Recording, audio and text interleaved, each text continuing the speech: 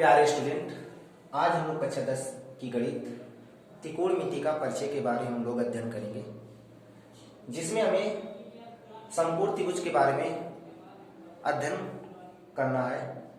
और हम लोग पिछली कक्षा में समकोण त्रिभुज के बारे में पढ़ चुके हैं कि समकोण त्रिभुज क्या होता है। इससे पहले हम लोग इसमें विशेष बातें समझ लेते हैं। समकोण के ठीक सामने वाली भुजा हमारी क्या होती है? कर्ण। और कर्ण के ठीक सामने वाली भुजा हमारी क्या होती है? लंब। और ये हमारा आधार। तुम लोग पढ़ चुके होंगे कि समकोण त्रिभुज के ठीक सामने वाली ये हमारी क्या होती है और ये हमारा लंब होता है और ये आधार। अब हम लोग त्रिकोणमिति का परिचय के बारे में थोड़ा सा अध्ययन कर ले रहे हैं। त्रिकोणमिति,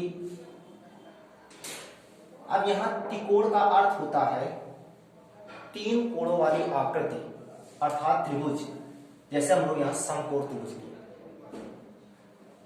मिति का मतलब होता है किसी आकृति की माप करना, अर्थात मिति का मतलब होता है माप।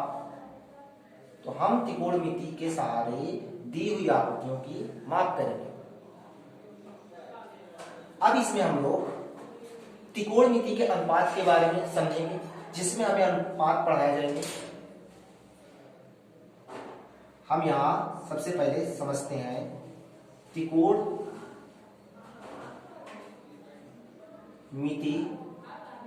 अनुपात। अनुपात के बारे में हम लोग पहले पढ़ते हैं। अनुपात में हमें सबसे पहले साइन, कॉस, टैन, किसके बाद हमें कॉट, सेक और कॉसेक, ये हमें सबसे पहले समझना है। अब ध्यान से देखिए, अगर हम लोग आधार ए लेकर चल रहे हैं, कोण इसका अगर हम ए लेकर चल रहे हैं, तब इसकी अनुपात क्या होंगे? इनके अनुपातों का मान क्या होगा? अगर हम यहां साइन ए बराबर लिख रहे हैं तो साइन ए बराबर क्या होगा? तो साइन ए बराबर हो जाएंगे हमारे लंब बटे कर्ण। इसी तरीके कास ए बराबर हो जाएंगे आधार बटे कर्ण। इसी प्रकार टैन ए बराबर हमारे हो जाएंगे लंब बटे आधार।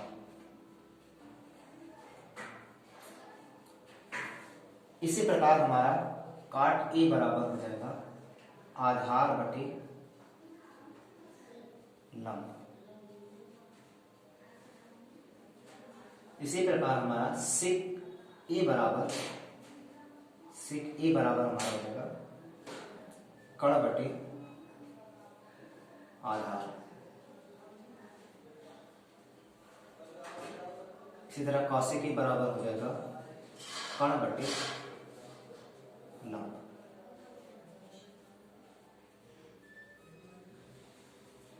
ये हमारे त्रिकोणमिति के कुछ अनुपात हैं। अब इन्हें हमें गणित भाषा में लिखना है, तो गणित भाषा में कैसे लिखेंगे? तो यहां हम लोग लंब के बारे में, लंब हमारा क्या दिया हुआ है? सीबी। और कर्ण हमारा क्या है? सी ए।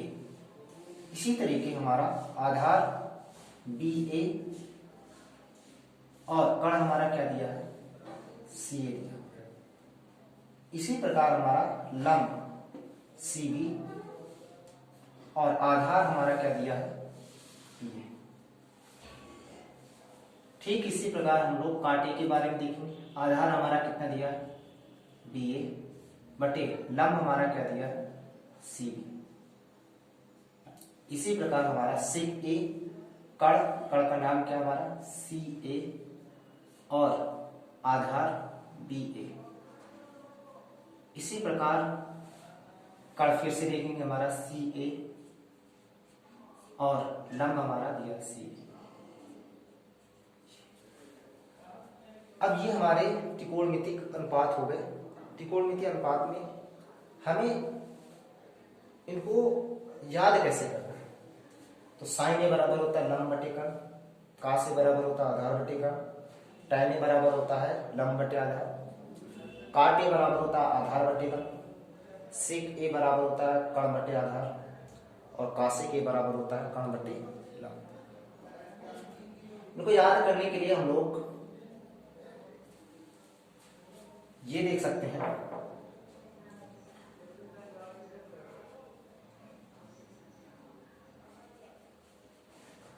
लाल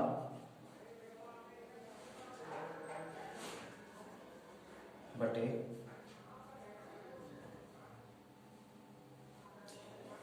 हम ये देख सकते हैं इसको,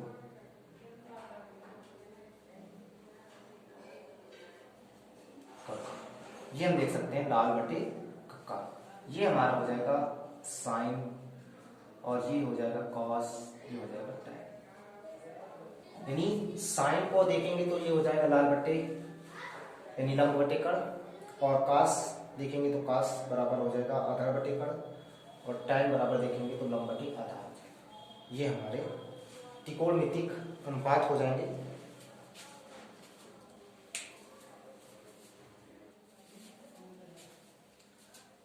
अब हम लोग त्रिकोणमितीय अनुपातों में संबंध समझेंगे, जिसमें व्युत्क्रम संबंध समझेंगे।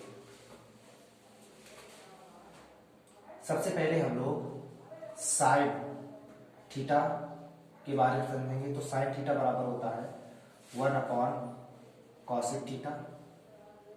इसी प्रकार cos थीटा बराबर होता है 1/sec थीटा।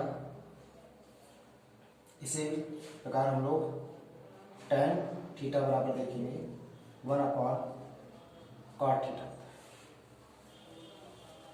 फिर cot थीटा बराबर देखेंगे तो 1/tan थीटा होता है।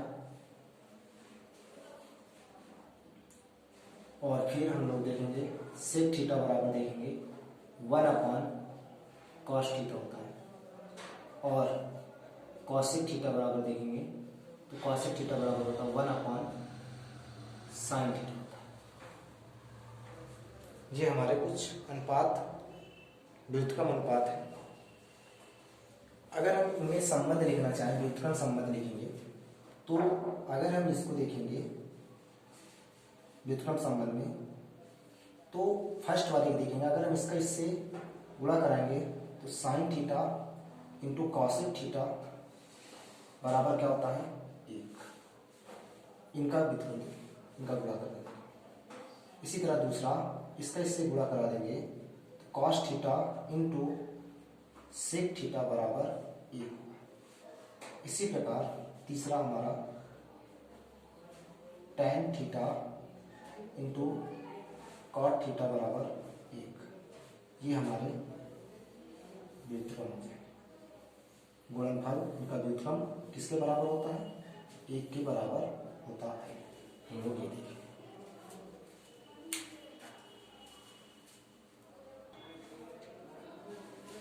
अब हम लोग साइन और कॉस tan थीटा में संबंध समझ लेंगे। संबंध क्या होते हैं तो यहाँ देखेंगे कि tan थीटा बराबर होते हैं साइन थीटा बटे कॉस थीटा। यानी हम tan थीटा को ये लिख सकते हैं साइन थीटा बटे कॉस थीटा। इसी प्रकार कॉट थीटा को हम लिख सकते हैं कॉस थीटा बटे साइन थीटा। ये हम लिख सकते हैं। कुछ साइन कॉस और tan में संबंध ये भी होते हैं जिनको हम sine square theta plus cos square theta बराबर 1। दूसरा sec square theta minus tan square theta बराबर 1 होते हैं। तीसरा cosec square theta minus cot square theta बराबर 1 होते हैं। इनको हम लोग त्रिकोणमितीय सरसमीका बोलते हैं, जिनमें हमें ये आगे दिए गए सवालों में हल करने के लिए इन फार्मूले का प्रयोग करना पड़ेगा। ये त्रिकोणमिति सर्वसमीका है जिनमें sine square theta plus cos square theta बराबर 1, sec square theta minus tan square theta बराबर 1 और cosec square theta minus cot square theta बराबर 1 ये दिए।